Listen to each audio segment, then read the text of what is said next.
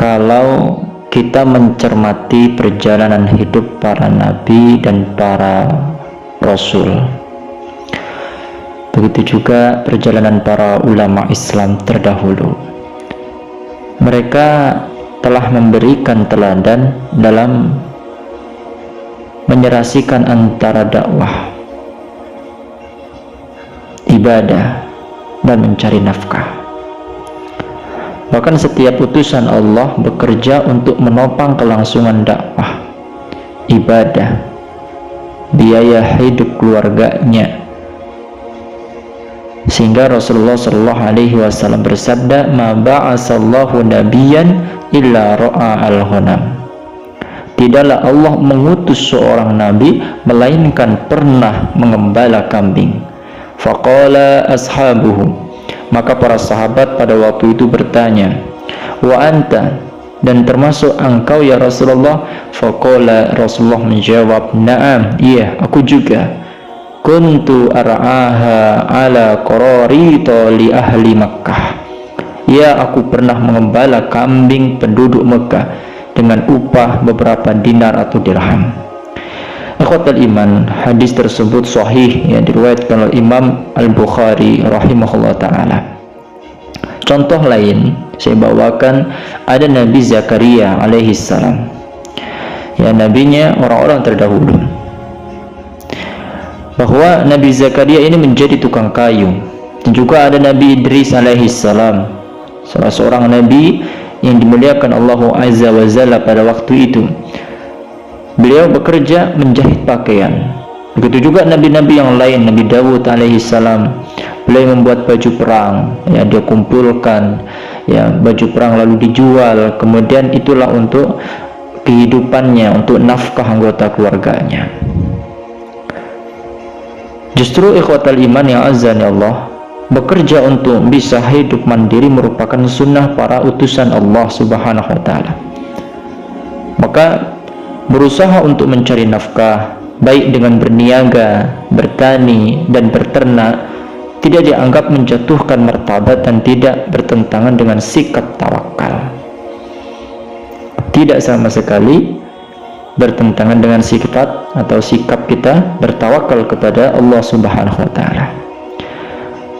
Ikhwatal iman, permisa rahimakumullah, para utusan Allah Subhanahu wa ta'ala dan para ulama panutan adalah golongan orang yang rajin bekerja. Namun pada saat yang sama mereka gigih dalam beribadah, tangguh dalam menuntut ilmu, dan hebat dalam berdakwah. Dan kita harus paham bahwa manfaat harta yang bersih dan halal di tangan orang salih sangatlah banyak. Rasulullah sallallahu alaihi wasallam bersabda, "Ni'mal malis salih lirrajulis salih." Nikmat harta yang baik adalah yang dimiliki laki-laki yang saleh. Maka tidak mengapa seorang bekerja di bidang dakwah dan urusan kaum muslimin dan mendapatkan imbalan dari pekerjaan tersebut. Karena sahabat Umar bin Al-Khattab saat menjadi khalifah mencukupi kebutuhan hidup keluarganya dari Baitul Mal. Dari Baitul Mal, ikhwatal imani azani Allah. Kemudian Ibnu Sa'ad rahimahullah ta'ala meriwayatkan ya, bahwa ketika Abu Bakar As-Siddiq menjadi khalifah, setiap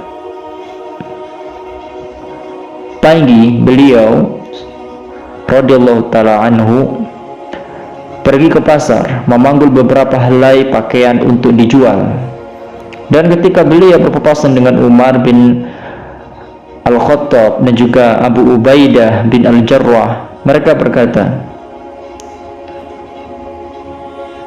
"Wahai Amirul Mukminin, bagaimana Anda berdagang sementara Anda adalah seorang pemimpin kaum muslimin?" Maka beliau Abu Bakar As-Siddiq radhiyallahu ta'ala anhu berkata, "Dari mana aku akan menghidupi keluargaku kalau tidak seperti ini?" Ya, maka mereka menjawab, "Kalau begitu, kami akan menjatahmu setiap hari separuh kambing dan pakaian yang menutupi kepala dan perut dari Baitul Mal, wahai Amirul Mukminin. Nah, ikhwatal iman yang azza Allah, ini sebuah dalil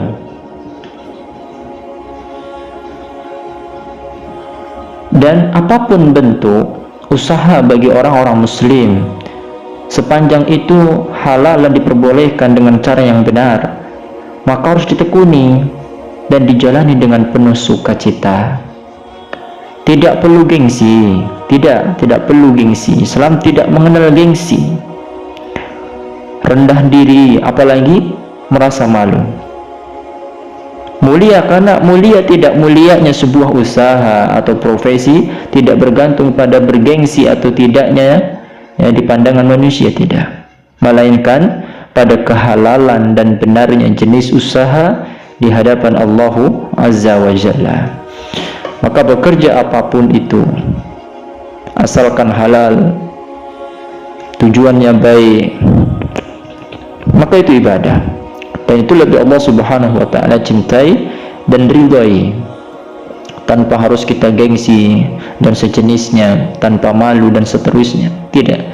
Karena baik dan mulia tidak diukur dari rendah atau tidak rendahnya pekerjaan kita, tapi halal atau tidak halalnya usaha dari hasil yang kita nikmati.